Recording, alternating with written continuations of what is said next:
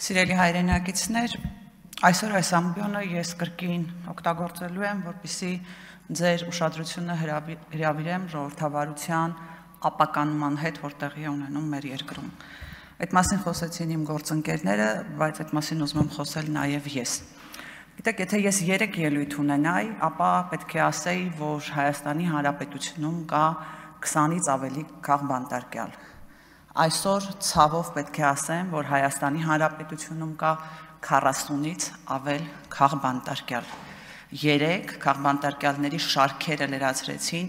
բազմաթիվ գյումրեցի մեր հայրենակիցներ, ովքեր դուրս են եկել իրենց անհամաձայնությունը հայտնելու այս իշխանության կապրիզներին։ Բայց վերջիններս իհարկե հայտնվեցին բանտում, ինչպես դա սովորաբար լինում է։ Ես վստահ եմ այստեղից հաջորդող ելույթների համար կամ ժամանակ կամ այլ ամբիոններից ասելու եք Հայաստանում քաղբանտարկյալներ չկա, այդ մարդիկ հանցագործություն են գործել, դրա համար էլ հայտնվել են բանտերում եւ այլն։ Ուզում եմ ձեզ համար ընթերցել ԵԽԽՎ-ի 1900 բանաձևը, որպեսզի ինքներդ էլ համոզվեք, սիրելի հայրենակիցներ, թե որ բանտերում գտնվող 40-ից ավելի մեր հայրենակիցները իրապես քաղբանտարկյալներ են։ Ուրեմն բանաձևը նշում է, որ քաղբանտարկյալ են հանդիսանում այն անձինք, նրանց կարգավիճակը հավաստվում է, երբ կալանավորումն իրականացվել է Մարդու իրավունքների Եվրոպական կոնվենցիայի եւ նրա արձանագրությունների մեջ արտացոլված հիմնարար երաշխիքների, մասնավորապես մտքի, խղճի եւ կրոնի ազատության, արտահայտվելու եւ տեղեկատվության ազատության, հավաքների եւ միավորումների ազատության երաշխիքներից որևէ մեկի խախտմամբ։ Կալանավորումը կատարվել է բացառապես քաղաքական պատճառով, առանց որևէ հանցանքի հետ կապելու, քաղաքական շարժարկներով կալանավորման ժամկետը եւ պայմանները ակնհայտորեն անհամաչափ են արարքին, քաղաքական շարժարկներով անձը կալանավորվել է խտրականորեն, համատարած այլ անձանց հետ, կալանավորումը ակնհայտորեն անարդար ընթացակարգերի արդյունք է, ինչը կապված է իշխանությունների քաղաքական շարժառիթների հետ։ Բա հիմա այդ քաղաքացիները, եթե քաղբանտարկյալ չեն, ինչ են։ Կամ այստեղի ամբիոնից, այս ամբիոնից 3 падգամավորներից մեկը ասում է, այդ որ այդպես ասում եք, զորքերը, ոստիկանության զորքերը տարել էին Գյումրի այդ քանակով եւ այլն յուրայինների հանդեպ ինչու այդպես չեք անում, ասում է մեր յուրայինները կուլտուրական կոռուպցիոներներ են։ Իրանց որ ծանուցում են նորմալ է, ձերոնք կուլտուրական չեն։ Դրա համար ինչքան ոստիկան ունենք, տանում ենք Գյումրի, որպեսզի մեկին բերման ենթարկենք։ Հետո այս նույն ամբիոնից նույն падգամավորը ասում է, մենք ժողովրդավարական երկիր ենք, որ ժողովրդավարական չլինեինք, այդտեղ նստած կլինեիք, այդտեղ նստած կլինեիք, հերիք չի մի հատ էլ կխոսեիք։ Հա, բայց այդ նույն շնորհին մեր գործընկեր Արտուր Սարգսյանը չարժանացավ, նստած չի այնտեղ։ Հասկանում եք, որ սա ուղիղ սպառնալիք է։ Մեկը ձեզ հուշել է, որ այս ամբիոնից այդպիսի բաներ ասել է, պարզապես ուղիղ սպառնալիք է ժողովրդավարությանը։ Ասում են, հա, նորից այդ բերման ենթարկելու հետ կապված ձեր կուլտուրականներին ծանուցագիր եք ուղարկում, մեր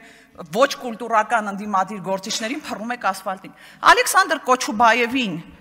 բերման ենթարկելու կադրերը տեսել եք։ Ինչ էր արել այդ մարդը, տերորիստական ակտեր այդ պահին իրականացնում, որ բազմաթիվ ոստիկաններով փողոցի մեջտեղը փռեցին գետնին։ Ինչ էր անելու այդ ընթացքում, գրառումներ շարունակելու։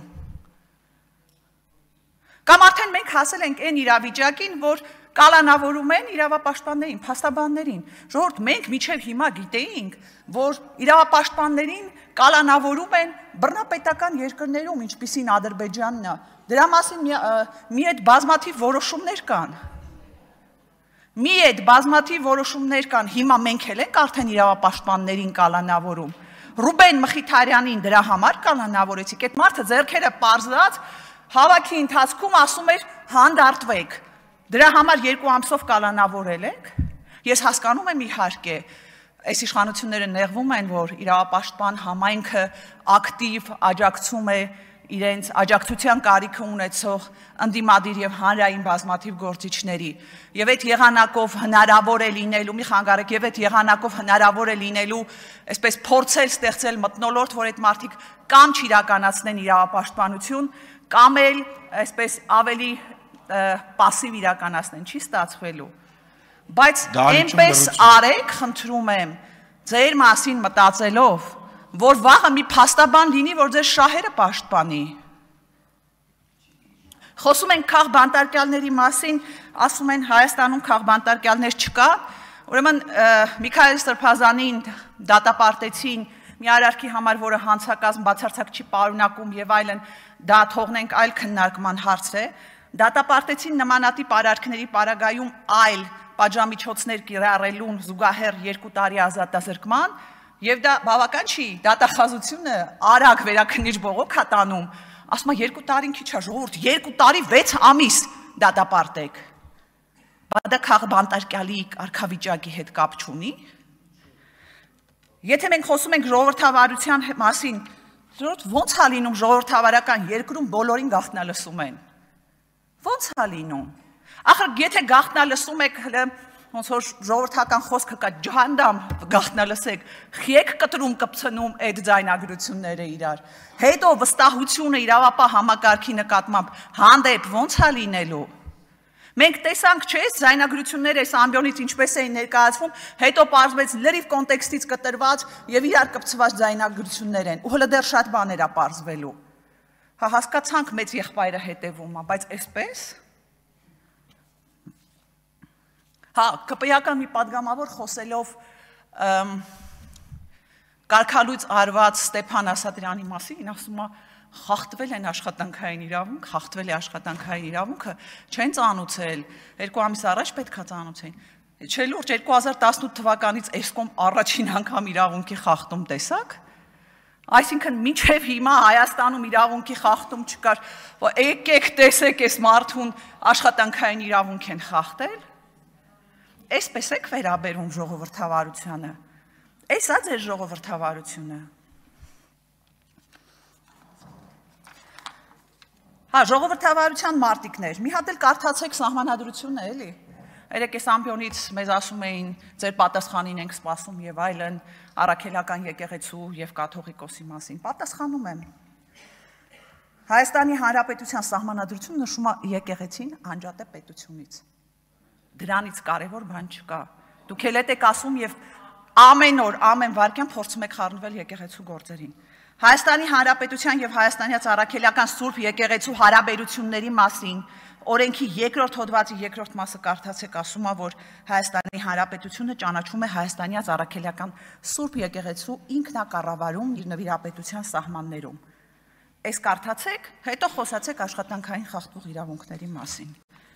Գիտեք, դուք չեք պատկերացնում ապօրինությունների ինչ հրեշավոր մեքենա եք ստեղծել գործի դրել,